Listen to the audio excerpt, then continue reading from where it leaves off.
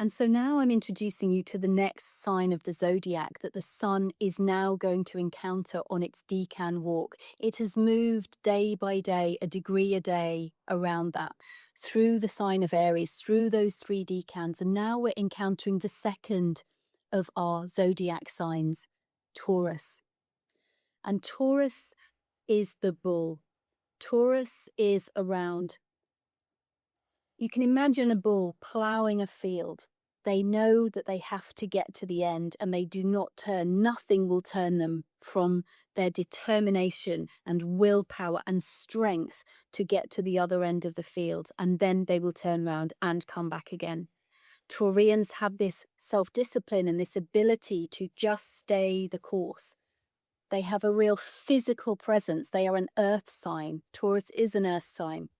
And so we see this sense of really robust strength within a Taurian.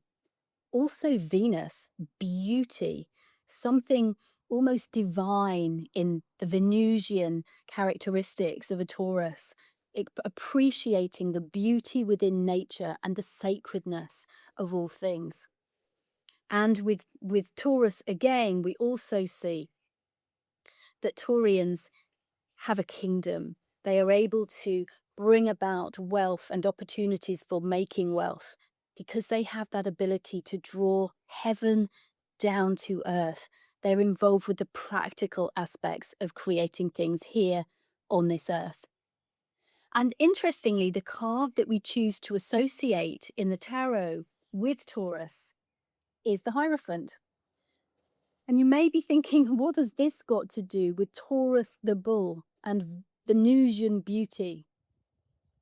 Well, the Hierophant is a high priest. The Hierophant is able to translate and bring around the mysteries into the human realm so that we can experience it here on earth, almost like a translator of those mysteries, operating as a bridge between heaven and earth, like a conduit or a chute, the ability to draw heaven to earthly experience. And that's kind of what we see in a Taurian.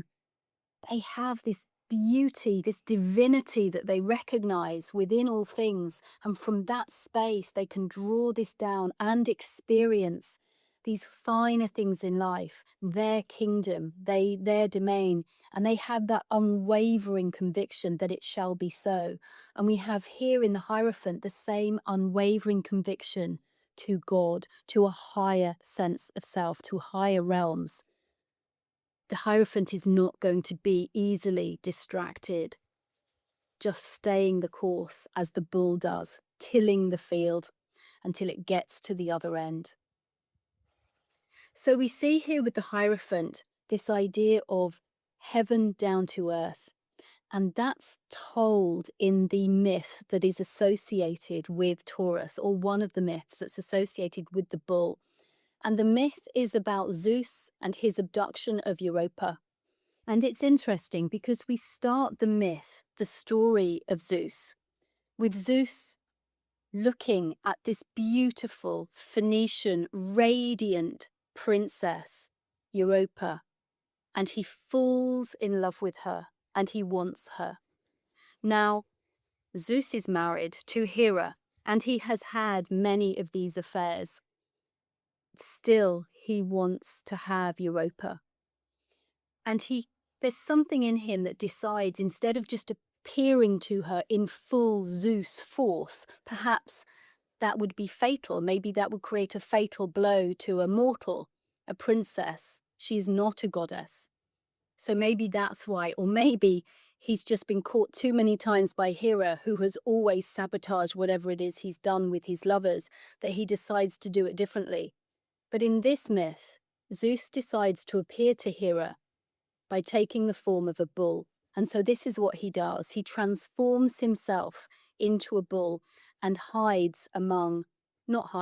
merges with cattle that are grazing nearby to Europa. This is interesting because it again refers back to our Hierophant.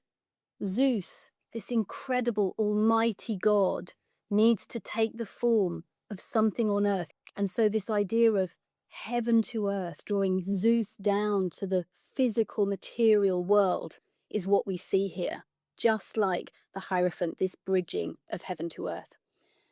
And so he's merged with these cattle, and Europa, of course, spots him because he has not just transformed himself into any bull. He is a magnificent, gleaming white bull, and she is struck and captivated by the beauty of this animal. Typical Taurian, Venusian energy, beauty here on earth, being expressed in physical form. And Europa walks over to the bull and starts to take care of it. And she ends up decorating Zeus, the bull, with these beautiful flowers that she has been collecting in the meadows around. And then in a moment, she's inspired to jump onto his back, and gently she does so. And immediately, Zeus the bull charges. He carries her away. He abducts Europa and carries her across to far-off lands. Some people suggest this myth is indicating the formation of Europe. Whatever it is, he takes her away and eventually sets her down in a new land. And instead of taking her by force, for some reason, he stops himself and decides instead to explain and come clean and explain his love for her. And this is important, I think, because within the constellation of Taurus, one of the brightest stars is Aldebaran, a glowing orange star. And it is the eye of the bull, almost like that all-seeing eye. And it's known as the royal star of the East. And it's understood to have these qualities that imbue the idea of integrity, of doing the right thing, to get ahead no matter what, but always with integrity. And so we see this is kind of interesting with this sense of power that Zeus has. He still, under this sign of Taurus, decides to come clean and explain the whole situation of her abduction. And she does end up lying with Zeus. And from him, she bears 3 sons, and those sons go on to become prominent in their own right. An interesting tale then to colour this section of the sky, this umbrella of Taurus. As we move through the next 3 decans, Taurus is where we're going to be. And we'll see how these different aspects of this myth will colour each decan as we move through them. But for now, what do we get? What do you have to take away with this mythology of Zeus, the idea of the Hierophant and Taurus? What is it that can shine through for you at this time? And for me, it's about perhaps seeing the beauty of all things, the divinity in all things. This is the Taurus with Venus in this sign. The idea of seeing how a bird can lift your heart, or a flower, or a tree. Whatever is for you, where can you find those finer things in life and be captivated by this natural world?